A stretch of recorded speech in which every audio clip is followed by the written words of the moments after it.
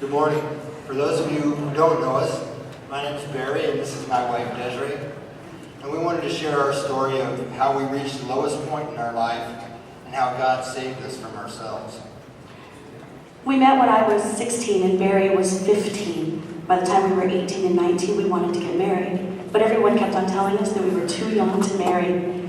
So we did what we thought was the next best thing. We moved in together. At that time, I knew God, but I didn't have a relationship with Him yet. Growing up, my family, they didn't go to church regularly. So my sister and I would get on any bus in the neighborhood that would take us to the nearest church, or we'd catch a ride with friends that were going to church. We attended Catholic churches, Baptist churches, Seventh-day Adventist churches, Kingdom Hall, churches of Latter-day Saints. We even went to a Buddhist temple once. I kept going to church each Sunday, but God and religion still didn't make much sense to me. I knew who God was, and I even had a relationship with Him. I was raised in a broken home and lived mostly with my grandmother on my mother's side. She took us to church every Sunday, and we went to revivals from time to time. At one of these revivals, I heard a pastor preaching on hellfire and brimstone, and that was the night that I got saved. In high school, I moved from Kansas to Colorado to live with my dad, and that's when I met Desiree. She was the most beautiful, loving, and passionate person I had ever met. I knew almost instantly that this was a girl I was going to marry, and someday have my family with. In 1983, I started my first job. A coworker had told me about Jesus. We started to go to church with her, and I accepted Christ in my life in the spring of 1984. We realized then that we needed to make our relationship right with God, so we married in August of '84. We got baptized in September of that same year. We were on fire. We were excited to share good news with all of our friends and family. We invited a few of them to church with us.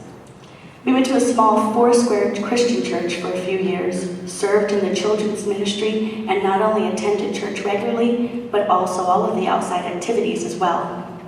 Life seemed to be moving along well.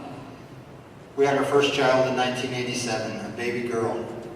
She was what we called love, true love at first sight, and we dedicated her to the Lord. Our son was born in 1990 and completed our family. He blessed us with laughter since the day he was born. Soon after that, our church came under attack by the enemy and unfortunately did not survive. We found ourselves church hopping for years. We would go to a church for 6 months to a year at a time, then stop going and find another one to do the same. Never ever connecting with anyone there and making friends. We knew that this way we would not be accountable for our actions, and we could easily slip out if God's message hit a little too close to home. And the slow fade began to creep in. By this time, we started going from church for a week or so at a time, and then we would go back and slowly we would miss more and more. Then we would find other activities to fill our time instead of church, like softball games, working overtime, parties on the weekends, clubbing. We would live out our Christian life some Sundays, and by Thursday or Friday, we were back in the thick of our own wants and desires. Eventually, it all caught up with us. We knew God was still there and watching over us, and He would never leave us. But we thought we could handle all of this on our own. Oh, how wrong we were. I had been working at least 2 jobs throughout our marriage and did my best to keep us afloat. I liked to party, and I was addicted to marijuana on and off for years. This was a major battle I had with myself, my God, and my wife. It caused a lot of tension in our home. I had the what she doesn't know won't hurt her mentality. But the truth was, what she didn't know harmed us.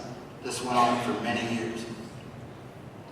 Barry's addictions had gotten into the middle of us, to the point that we were no longer best friends anymore. We shared a house and responsibilities together. He worked hard and long hours to provide for all of us, which he felt was the best way to show me that he loved me. I wanted his attention. That's the best way to show me you love me. A wall had been built up between us and we were unable to communicate honestly to each other. We spoke, but we never talked anymore. I found myself at a halt stage in my life, Joanna Beasley, talked of this in a marriage seminar that we attended. HALT stands for hungry, angry, lonely, and tired. Any one of these could cause you to fall. I, unfortunately, had them all.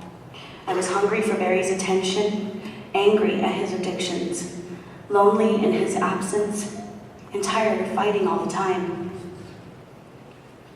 I filled my spare time on the computer, and eventually I found myself consumed with chat rooms. I met someone in one of these rooms, and someone who told me everything that I wanted to hear. I fell for every word and ended up in an affair with this person. Suddenly, everything I held dear about myself, I threw out the window and became what I detested in so many other marriages. I had become a liar and a cheat. I used to pride myself on being a loyal and faithful wife, and that was gone forever. Instead of asking God to intervene and help me with my issues of low self-esteem, loneliness, depression, and anger, I felt that I could fix it on my own. I did just the opposite. I made it much worse. At this point, I had a terrible feeling that, something was wrong. I would drown out the problems with alcohol and drugs instead of doing what I know I should have done, and that's turn it over to God. I still thought I could fix it on my own. But all I was doing was sweeping it under the rug. Nothing was getting any better. By the time I found out about Desiree's affair, I had started to use cocaine to numb my feelings. This was the worst hurt I could possibly have gone through in my life. After the affair was exposed, I became extremely addicted to the drug. All of my friends kept telling me, "How can you stay with her after what she did to you?" And I would kick her to the curb if I were you. These are all lies that the devil uses to break up what God has put together. But deep down inside, I knew I didn't want to live without her. I couldn't live without her. So we decided to do whatever it took to save our marriage, no matter what the world thought. We started marriage counseling, and our daughter Blair started going to church. She came to the last church she could remember her parents taking her to. It was Faith Bible Chapel. She prayed consistently and faithfully that God would restore her family. And soon her brother started to come with her. And by Christmas of that year, we joined her as well. God had started to restore us all. Counseling had helped us with our communication gap, but ultimately it was God who healed all of us and walked us through the dark days. We started to attend Faith Bible Chapel regularly by January 06. Recommitted our lives to Christ, and this time it's sticking. We started to learn what it meant to let go and let God, not only in our marriage, but in our lives. We stepped out of our comfort zones, and we made friends, connected with people here by serving any way that we can. We went to classes like Discovering Faith and Alpha, and we even started a small group. We made friends here, but more importantly, we made family members here. The accountability thing, that doesn't scare us anymore. We know it's just another way of God communicating with us and truly blessing us. Last year, a friend had given us a plaque, and it pretty much sums it up for us. It says, "A friend is God's way of showing us He doesn't want us to walk alone."